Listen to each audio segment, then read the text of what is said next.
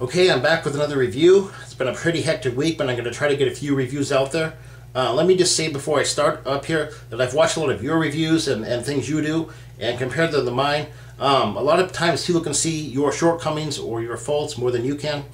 And my focus in Star Wars has mainly been on the technology, the military aspects of Star Wars, and even since I've been a little kid, that's what's impressed me the most is, the human beings can be very much the same they are today, yet live in such a society of such technology and such advancements as Star Wars or, others like Battlestar Galactica or Star Trek or something like that. That's what impressed me the most. So, my reviews have mainly been on, the Imperial Army building, of course, and military fighters and stuff. I haven't done a lot of the aliens. And I know a lot of people out there appreciate the aliens, especially out of the Cantina scene and the Jabba's Palace scene. That's the old school and the new school as well. They've got a lot of CCG aliens, a lot of good ones out in the prequels. So I'm kind of breaking out of my narrow military focus here, and I'm doing the Gamorreon Guard. He is Wave 3 of the Vintage Collection. He came out in November 2010 with the rest of Wave 3. This is the original card back from 1983. And this is the 4th release of the Gamorreon Guard altogether between Kenner and Hasbro. Here he is in the back. The original guy, the original packaging. I reviewed most of these others for you, except for I need to review R2 as well. I have him. I haven't reviewed him yet.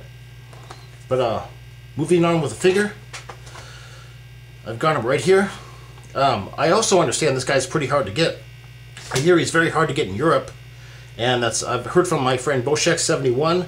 He actually has the Jabba's Palace, or the newer one. I believe it's early in the Vintage Collection, a Walmart exclusive. I actually never saw it up here, but I heard it came out in Walmart.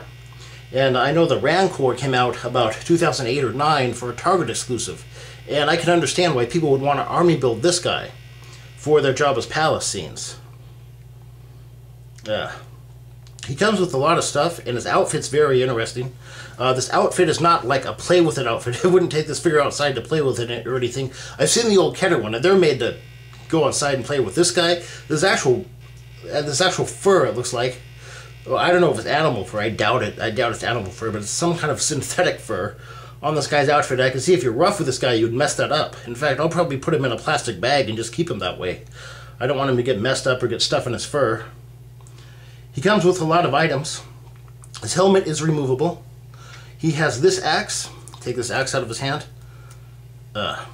Here's one of his axes. And he comes with another axe right here.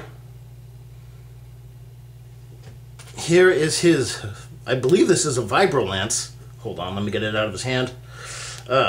You might want to be careful taking these weapons out of the packaging. I was afraid of bending these axes and stuff. I took them out very gently. Yeah, this is a vibro lance. And his helmet is removable. His helmet's right here. It keeps falling off on me too. You definitely want to get a package for this guy, just so you won't lose his small parts. Here he is, without his helmet, and with. Okay, one of the things that I always think of when I think of the Gamorreon Guard, even though I don't focus on the alien aspects of Star Wars, is when he fell in the Rancor pit and the Rancor ate him. I always think of raw bacon. How bad that would be for you. But anyway, that's just me. I will read off his articulation for you. He's got a ball-jointed neck. He's got a ball-hinged shoulders, ball-hinged elbows, swivel waist, swivel hips, ball-hinged knees and ankles. So he is a pretty impressive figure with articulation all around. Looks pretty good too. The face sculpt and everything is really pretty movie accurate. As I like to say, a lot of the detailing and features on the newer figures, the fine detailing is to me more important than the articulation overall. And look at this fur outfit. Rebel Scum actually advises to wear this thing backwards on the guy to look better, or to shave it down. I'm not going to shave mine down at all. That would destroy the originality of the figure. But Hasbro just did an impressive job of making this guy to go with the Jabba's Palace and the Rancor and other aliens from the... I know other aliens from the Cantina. They've been releasing the figures since, of course, since the old Kenner days, but getting more and more background guys from Power of the Jedi and up. They've just been getting more and more guys from the background scenes.